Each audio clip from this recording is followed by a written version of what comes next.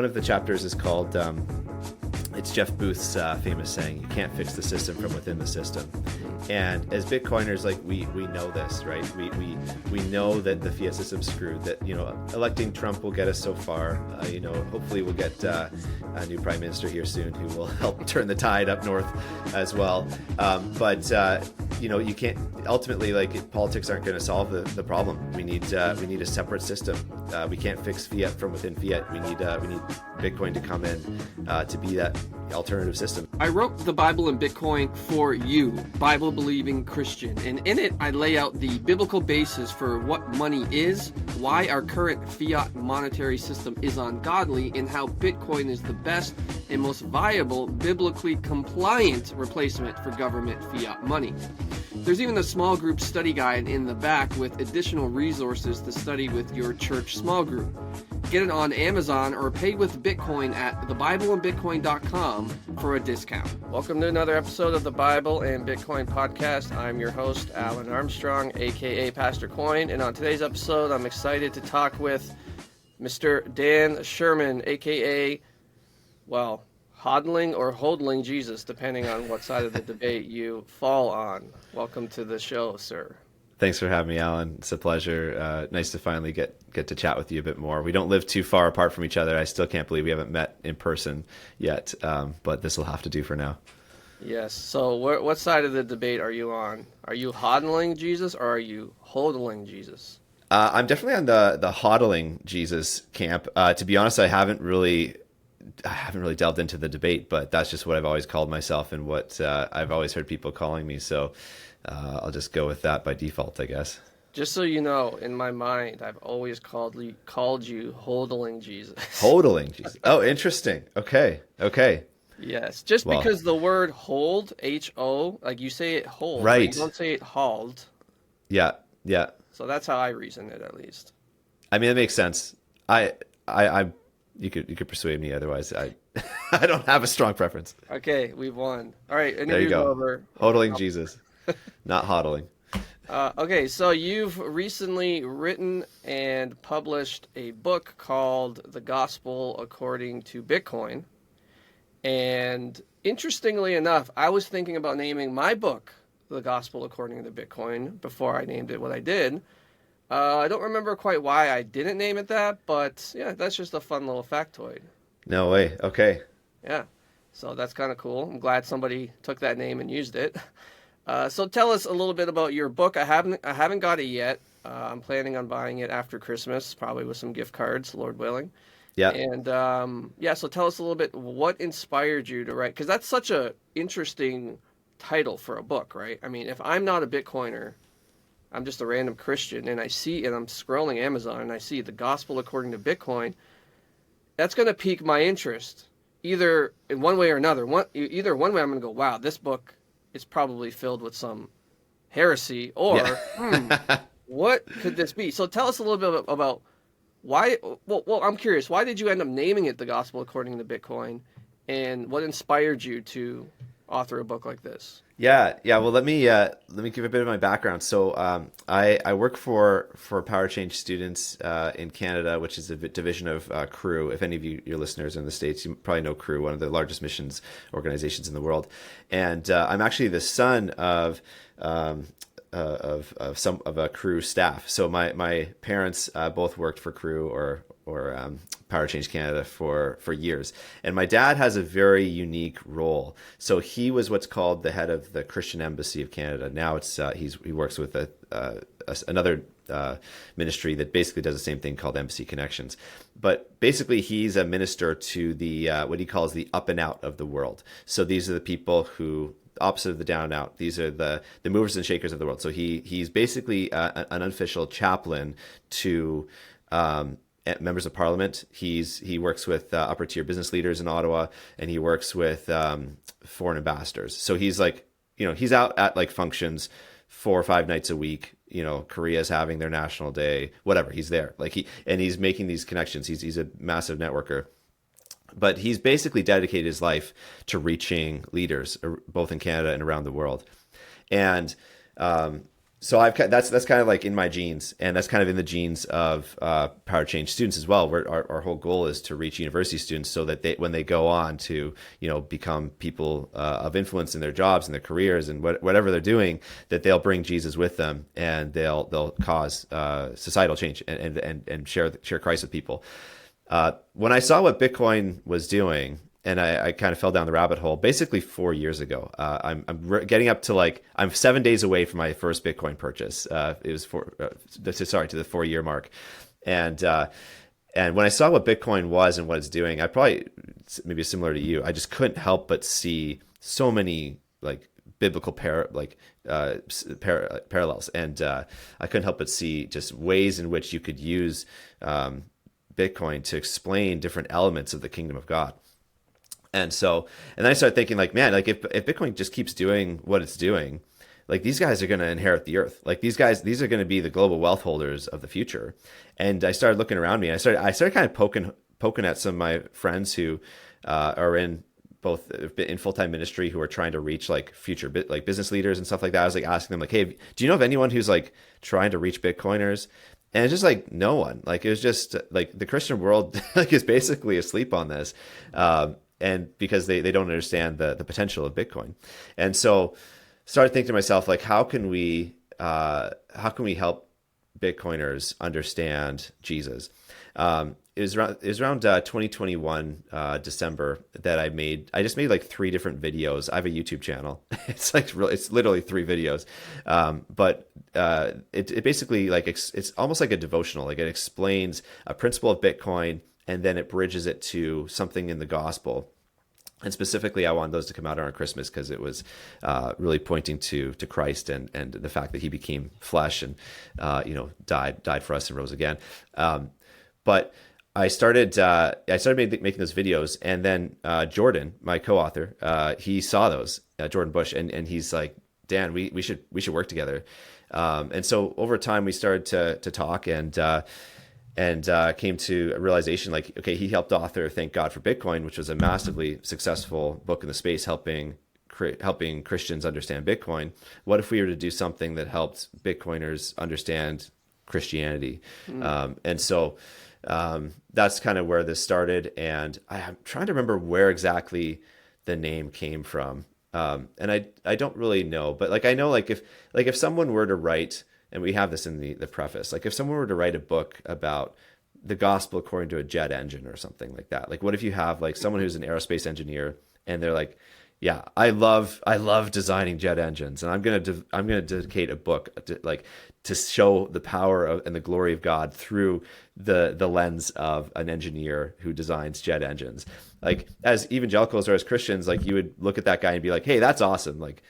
That's really cool. You wouldn't point at them and say that's a heretic. You'd say this is a guy who he's an expert in his field and he knows his thing, and he's trying to bridge that to help other people who maybe have a similar knack for aerospace to know Jesus, right?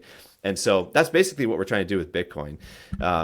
So we do definitely preface it and say, please don't call us heretics, because it's a book it's crammed with scripture. It's all about Jesus, and it's all about helping build a connection with Bitcoin and bridging that to some kind of gospel connection. Some kind of principle in the kingdom of God that people maybe misunderstand or don't know yet. So it sounds like you endeavored to write basically a large gospel tract for Bitcoiners. Is that pretty much the goal here? Yeah. The original, one of the thoughts I had, so in Power Change, or in Crew, we have this little booklet. It's basically like a gospel tract. It's called the Knowing God Personally booklet. It's just a 4-point summary. God loves you. He has a wonderful plan for your life. You are sinful and you need Jesus. Only through Jesus can you actually be saved. And then 4 is you need to actually make a decision. And so turn your life to him. And I was actually thinking how could I design a Bitcoin version of that in really simple form? But I just found that it just took so much more. There's just so much more to explain. And so, yeah, it basically become hopefully a lengthened gospel tract. And so, we did 21 meditations. Obviously 21 is the magic number in Bitcoin. The hope is that it's one of those books that's different than maybe some other Bitcoin books that people will read. A lot of Bitcoiners like just cram through. Like I know for me, and I think it was in 2021 when I was first going down the rabbit hole, just cramming through books, like read like a book a month, a Bitcoin book every month.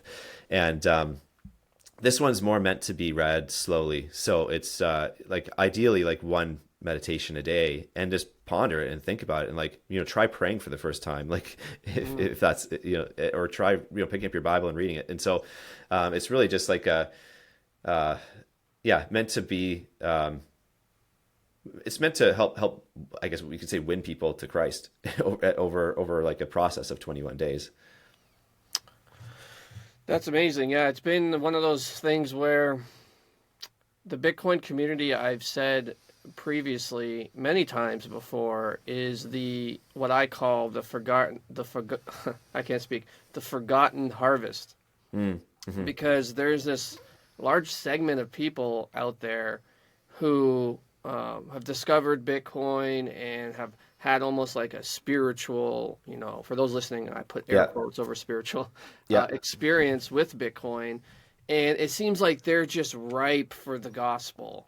And there's nobody, well, there's people, mm-hmm. there's me, there's you, there's a couple others. But relatively speaking, to the size of the harvest, that's like a, 2,000 square foot field, and you send like 5 guys out, go harvest this field.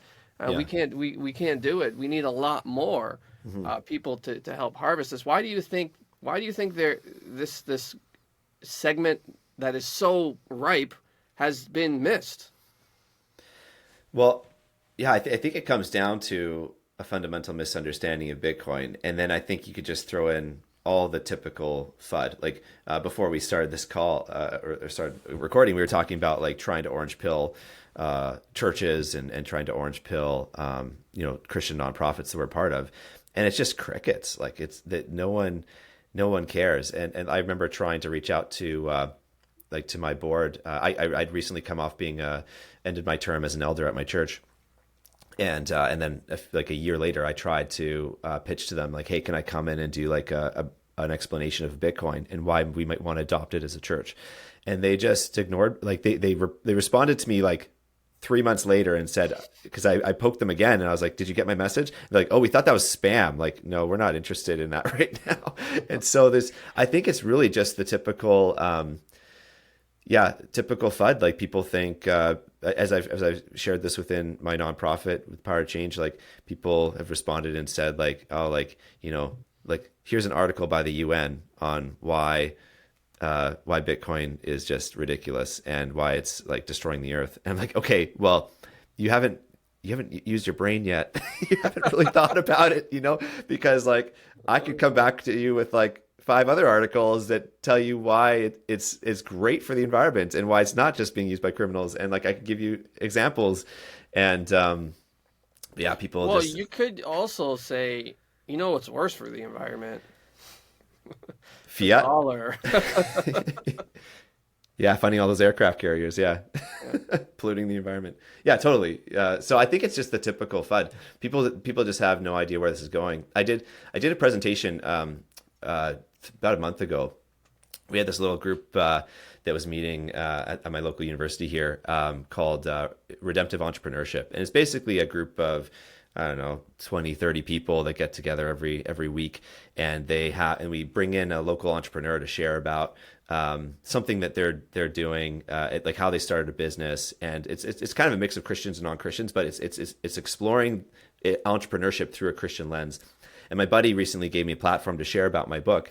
And I shared about it in this way. Like I took the epochs of Bitcoin, like back in the first epoch, 2008 to 2012, it ranged anywhere from $0 to $32 in the US pricing. The next epoch, it ranged from $32 to like $1,000 or something.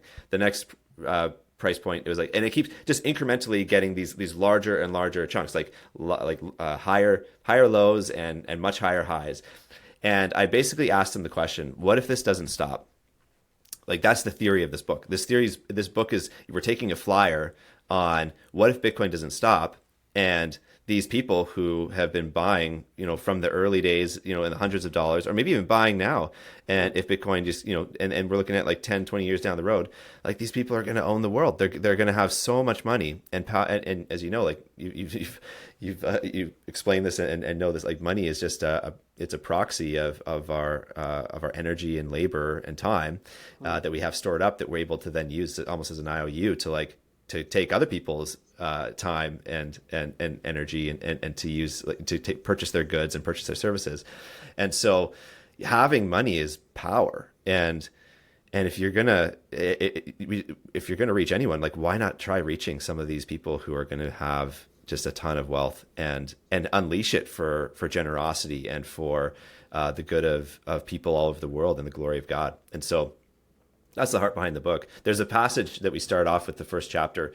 What is it? It's in First Peter. I should know this, but it basically asks the question. Peter's talking about the end of the world. He's talking about this idea. Let's see if I can find it. The Lord is not slow in keeping his promise, as some of you understand. Instead, he's patient with you, not wanting anyone to perish, but wanting everyone to come to repentance. Then he says, like, the day of the Lord. So this is like end times talking about. He says, the day of the Lord will come like a thief. The heavens will disappear with a roar. The elements will be destroyed with fire, and the earth and everything in it will be laid bare. It's interesting. Like, so he's talking about the end of the world, and he doesn't then get into like food prepping. He doesn't get into like, buy your ammo, make sure you secure your land. His next question is, he says this: since everything will be destroyed in this way, what kind of people ought you to be? So he questions in light of like knowing what's going to come. He asks them, like, so who should you be? Like, what's your character? And this is like the way we want to start this book towards Bitcoin, is like this fiat system's going down. That like Bitcoin is like, I mean, if it holds true, if it maintains its 21 unit scarcity, like, that it's going to be something incredibly important. The question is, like, who ought you to be, knowing that you are going to be like inheriting the world in a sense, like, and so it's really a question of getting Bitcoiners to assess their values, assess like, what are they worshiping, assess what's their character fundamentally, and put forward Jesus as the model of like, this is like, if you're going to strive to be anyone, strive to be like Jesus. Like, he's the best person who's ever lived and ever will live. And so that's kind of the heart behind it. Yeah, as you say that, a very profound question pops into mind, and it's, what does the world look now? And this is where we can have some fun. So have some fun with this one. What does the world look like when this wealth transfer is complete, and all these Bitcoiners who are now Christians because of your book, and your book have too, the wealth? So what does that look like when they all have the wealth and they're all Christians now and they're all worshiping Jesus, and finally all the rich people follow Christ? What does the world look like? Yeah, I mean, it's I'll be honest, it's hard to imagine. There's just a lot of darkness. We both live in Canada, and so it's Canada can be pretty dark. And we think of like the homelessness epidemic that's happening, the fentanyl crisis, there's a lot of brokenness. There's a lot of people who are working so hard just to get by. What would it look like if you had this class of people who were utterly generous and own a ton of Bitcoin? Like, what kind of things could they start that would alleviate just massive amounts of suffering? Oh boy, I don't know. I wonder, like, because I've had conversations about this. A friend who knows a guy who traveled to East Hastings in Vancouver. And if you don't know, like, East Hastings is like the epicenter of homelessness and drug abuse probably in Canada. It's just like almost like lawlessness on the streets. I've driven through it one time. It's like zombies walking the streets. Like, what would that look like if these people had hope and had services that were helping them, if they were actually taught about Bitcoin and like, hey, like, I don't have to, live hand to mouth, but I can actually myself start storing for the future. I don't know. I put the question to Like, you too. Like, what do you think would change? yeah, when I think of that, I think in terms of the institutions that have been hijacked by the state would Right. be now in the hands of the church again, Mm, right? Healthcare, education, justice, the courts, you name it. All mm, these institutions that are at record lows for public trust would now be in the hands of the Christians, of the church, where it kind of started, right? I mean, healthcare was not a pagan idea. no. It wasn't the pagans who thought, let's build hospitals for the sick. No. Let's value education and books and libraries and, all the major Ivy League universities were seminaries to begin with. Hmm. So, what I would see is just, yeah, a golden age, or I guess you would call it the Bitcoin age of a revival of all these things. I mean, just Mm-hmm. incredible breakthroughs in medicine, incredible education, justice would come back. A fair, just court system and so forth. So I don't. Obviously, the world's not going to be perfect. I don't think Bitcoin is like the silver bullet that ends sin. But I can definitely see things improving dramatically, education being a Hmm. lot better, which would then lead to more ethical innovation, Hmm. which would lead to humans living better lives, living longer lives, living more healthy lives. Hmm. And so that's kind of what I see. Just my hope and prayer is that all these things shift back to the church, Mm.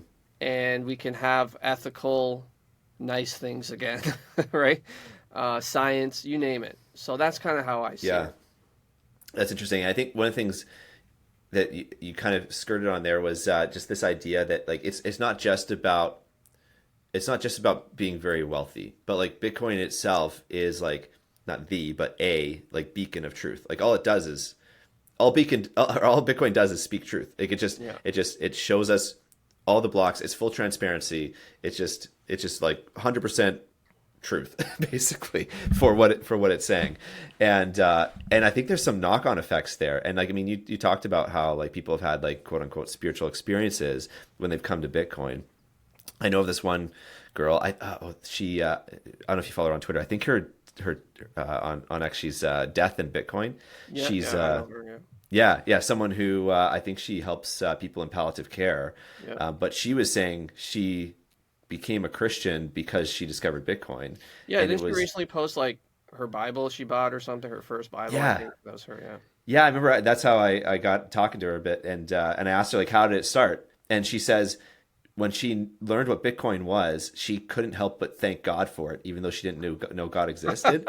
And so she just started praising God for Bitcoin. She was just so grateful that Wow. that she found this thing, and she says it started a conversation that hasn't stopped. And so she's just been like basically like basically moment by moment praying all the time, and start a relationship with Jesus because of Bitcoin, which is just hilarious. But there's I think all these knock on effects where when truth and when the dominant store of value is just fundamentally true, it Mm. affects all those other institutions, like you're saying, that they'll be hopefully more ethical, and there'll be better standards, and the people inside will be filled with integrity and make better decisions.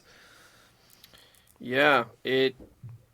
It's hard not to think in terms of in utopic terms, if that's a word. Yeah. Because it's when you see the potential and you see the truth and the honesty in the system. And you know what's remarkable to me is that Bitcoin, when you really boil it down to its core essence, what it is, it's not that extraordinary, right? It's just Yeah. a system that honestly keeps tallies. Yeah. It's just That's all just it a is. big ledger. Yeah. It's like 21 million units or 2.1 quadrillion, whatever, however you want to, units of numbers, and all it's just a self-regulating, honest tally of where these units are going, Hmm. Hmm. and it doesn't sound extraordinary. It doesn't sound very, because you might think like, well, there's got to be other ways of doing this. But then you go down a rabbit hole and you realize there aren't. There Right. aren't. Like, Right. humans will be dishonest. If we can manipulate it, we will. And here comes this Bitcoin thing, which does the most mundane, boring thing you could think: keep track of numbers. Hmm. And it does it honestly and perfectly, so much so that we could use it to build the economy on. And when you realize that, it's like, it's not that extraordinary, but at the same time it is, Hmm. because of how dishonest we are as human beings. Hmm. And I think that's where people really have that revelation of like, okay, wow, I've finally, for those who didn't grow up as Christians, I've finally encountered something that is mercilessly true, right? Yeah. It doesn't care. It's going to be true no matter what. Yeah. Why? So the question I want to pose to you: why do you think people have these religious experiences with Bitcoin? Because it's not something, like I said, it's not something that's like extraordinary. It's just keeping track of numbers. Why such a spiritual and emotional sort of response to something like that? Keeping track of numbers shouldn't lead Right. someone to Christ, should it? Like, Yeah. make Yeah. sense of that. I mean, God can use anything. Sure, yeah. But yeah, it's. I think a big part of it is people are seeing a contrast, right? They're seeing a very broken. When you can't understand Bitcoin without understanding just how broken our current system is. And the two kind of come together. You start to like, oh, get an inkling on Bitcoin, and then like, oh, like it does it, like fiat world works this way, and like it just ratchets up, right? Like oh, and then until you kind of come to the point where like, man, like the fiat system is just so screwy, and so immoral, and it just, yeah, it's based in so many lies. Like why would you just come to the point where it's like, why would I save in something that someone else can just create for free? Like I had to work for that. Yeah. It's just that it's so it's a paradigm shift that people come through, and they realize that Bitcoin's something that can that's real and actually exists, and they can hold their store value in it to change their lives in the future.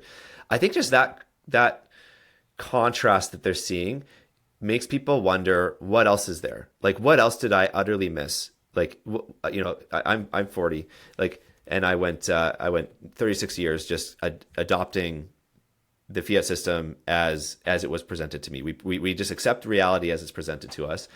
And when I discovered Bitcoin, I started to think like, man, like this is just nuts. And I wonder if there's other people out there who maybe had some spiritual interest, or maybe they went to church as a kid, maybe they didn't and they were mildly curious, but they see Bitcoin and they wonder, wow, like there's so much happening behind the scenes that I had no idea. What if this is happening in other areas of my life too? And I mean, Christianity like is that on a massive scale, right? Like there's this whole spiritual world that's happening behind the scenes. There's this fight for the human soul between good and evil, between God and Satan, that's happening right now. And like most people are completely oblivious to it. And so I don't actually know. I don't know if you're interested in something like this, but I would love to hear like just stories of people who came to Christ as a result of Bitcoin, and just have like testimony night, just rolling You through. know what? I'm Like going to message Death in Bitcoin because I want to have her on to give her testimony. And that'd be so amazing. you've given me that idea now. I think I'm going to maybe start a series of, coming to Christ through Bitcoin.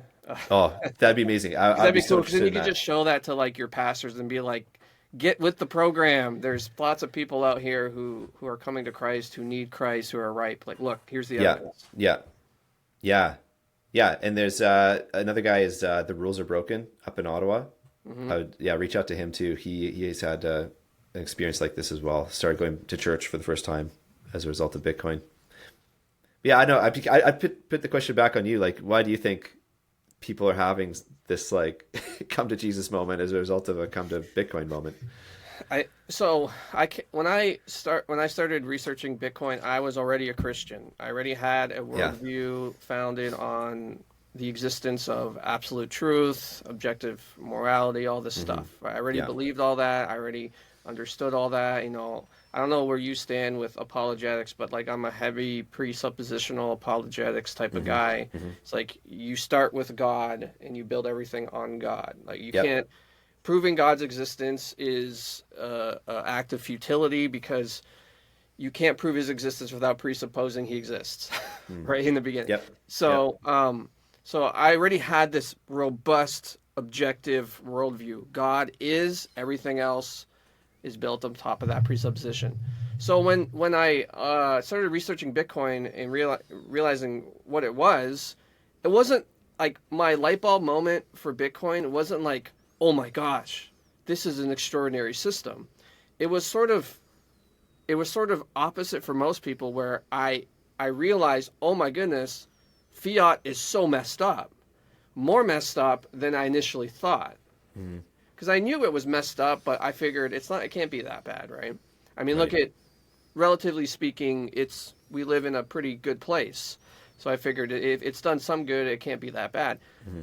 Bitcoin forced me to go down the dark rabbit hole of fiat. And then when I contrasted the two, which is probably why my book is written this way, when I contrasted the two, I realized, wow, Bitcoin is special, not because it does something extraordinary, keeping track of numbers, but because of how bad this is, right? And so that's when I realized, okay, I need to be a Bitcoiner based on the fact that it's the more moral system. Because I'm a Christian, I'm a Bitcoiner. It's just the way I see it. Now, why do people have the opposite experience? I think it's because they don't have an objective worldview. They don't have a worldview where they know that there are absolute truths. Most people are relativistic. Most people are like, well, my truth and your truth, and they live this kind of way. I agree to disagree. Your Jesus, my Jesus, this kind of stuff. So when they come face to face with Bitcoin, which is this objective, this truth machine, they've never encountered something like this before in their life. And it blows them away. Oh my gosh, right? Like you said, if this is objectively true, then what else is objectively true?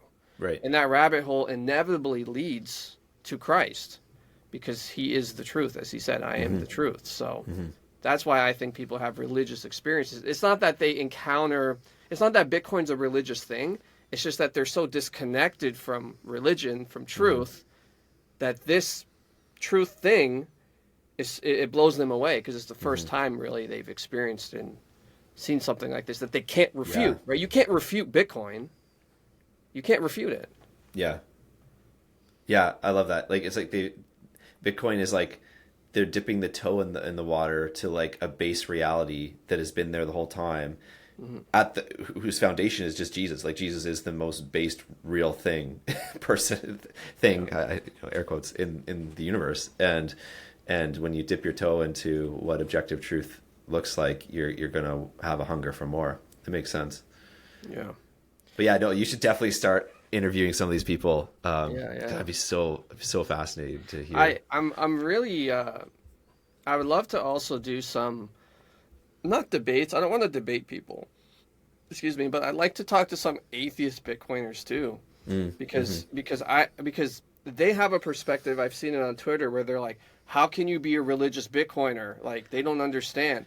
Where I'm on the other side going, I don't understand how you can come to Bitcoin and not become religious. Right. So there's these two opposite ends, and they're both thinking the other side is irrational. I want to bring them together and see what happens. Yeah. I think that would be interesting too. Yeah, that would be interesting. Because how can you be an atheist when you collide with this objective truth all day? Yeah. It doesn't make any sense to me. Yeah, I don't know. I'd be curious to hear those too. Yeah. So with this book being an evangelistic type of book, how would you recommend people use it? Because I'm already thinking, okay, I'm going to buy a bunch of copies because I have a Bitcoin meetup locally. So I'm going to buy a bunch of copies and hand them to my not Christian Bitcoin friends, because I have a good number of Bitcoin friends now who aren't Christian, but who aren't against Christianity either. So is this a book that would be appropriate to do that with? And if so, how would you recommend it be used in that way? Yeah, I think I think you could. The way one of the phrases I'd love to market it with is just like it's for the Bitcoiner in your life. And so, if you're a Christian and you want your Bitcoiner friend to know Jesus, like my hope is that this would be a great resource for them. I think there's like it's there's some parts that get pretty heavy. Like we have a whole chapter on hell, which is something that even like a lot of churches are uncomfortable talking about. But it basically builds off this notion of a CBDC. And was it Matt Cratter's? I don't know if you watch Matt Cratter, but he talks about this idea of 1,000-year prison, where CBDCs, along with this, some kind of system like they have in going on in China, what's called the social credit system, like that can lock you into a prison where everything you do is evaluated and scored, and you can't speak out against the government. You have to, you can only buy meat on weekends or whatever it is. Like your quota for gas is up, all that stuff. It gets to a weird dark place, and talking about like that there's a greater danger awaiting us that you need to address in the fact that, like, do you know which path you're on? Like that there's going to be a day when Jesus separates the sheep from the goats. And are you a sheep or are you a goat? Like, what are you going to be? Are you dependent on the shepherd, or are you a lone ranger and trying to do things completely your own way? And so it definitely has some parts that get pretty heavy, but everything builds off of a principle in Bitcoin. So if someone loves Bitcoin and knows Bitcoin, then the hope is that they'll be open and receptive to at least hearing, like, this is the Christian kind of a Christian explanation based on what you know about Bitcoin. So, and then it gets into a lot of like kind of what we've been talking about objective reality. There's this idea of monetary anthropology, which is one of the chapters written by Jordan, which it assesses, like, what does the type of money tell us about who we are as people? There's another chapter called is it the freedom? Was it? It gets into, like, the whole the Proverbs verse where it says, like, don't use dishonest scales. Honest weights and measures are dishonest scales and weights and measures are an abomination to the Lord. I think is what it says in the reverse, right? Where it talks about that, but then it builds this bridge to say, like, sure, like, yeah, we need to be honest and truthful in the way we interact in our finances and how we do trade, and the money needs to be clean. But there's this other side to it as well, where in a sense we've all tipped the scales. Like, we've all tipped the scales in our favor so that we take advantage of other people, so that we've all sinned. We've all sinned to fall short of the glory of God, and there's only we need to rely on another principle. So there's the principle of sowing and reaping. Like, you're going to reap what you sow. You're going to have a better society if you have honest weights, if you have honest measures. But then you could take it one step further, in that we've all screwed that up. And what's the solution? There's a higher principle, which is the law of grace, where Jesus actually says, I know you've done this wrong. I'm just gonna forgive you. You just have to trust me. And then there's this restoration from within. And so it's definitely meant to be like compelling and try to help people know Jesus, but yeah, build off of some kind of Christian principle. Yeah. I have a bunch of faces in mind now of who I'm going to give this book to. So I look forward to doing that. Is there anything final you want to say regarding anything, really? Shoot from the hip. Go ahead. Yeah, I mean, maybe I'll end on this note. One of the chapters is called, it's Jeff Booth's famous saying, "You can't fix the system from within the system." And as Bitcoiners, like, we know this, right? We know that the fiat system's screwed, that, electing Trump will get us so far. Hopefully we'll get a new prime minister here soon who will help turn the tide up north as well. But you can't ultimately, like, politics aren't going to solve the problem. We need a separate system. We can't fix fiat from within fiat. We need Bitcoin to come in to be that alternative system, so we're not debt based, we're equity based, and where fair laws are set, where rules not rulers, all of that. And so Bitcoiners believe this, and then at the same time, Bitcoiners are relentless when it comes to things like self-improvement, when it comes to dieting, eating properly, eliminating seed oils, getting exercise, lifting weights, whatever it is. They're trying to improve themselves. They're trying to fix themselves. And so this one chapter, and I think really what I would want to leave any Bitcoiners in the audience here with is like, you can't fix yourself. You need something, like, this about Bitcoin. Why don't you accept this for the rest of your life? Like, you need someone from the outside to come in and change your heart. Like, you can't, the human heart is deceitful above all else. Like, you don't even know sometimes when you think you're doing the right thing and you're actually royally screwing the pooch. Like, you're doing something terrible. And so you need someone from outside the system to be that not just like that, in a sense, a plumb line of like to assess where you're at, but also to actually enter into you by the Holy Spirit and change you from the inside out. And so that would be like the message is like, yeah, trust in Jesus is like the overall bent of what this is going at. Like, you can't fix yourself, you can't fix the system. So why would you rely on yourself and not on Jesus to fix you and help you change your character and restore your life? Yeah, it's interesting that Bitcoiners understand that Bitcoin is the perfect 21 million unit measuring stick, right? You can use this measuring stick to value all economic activity. Yeah.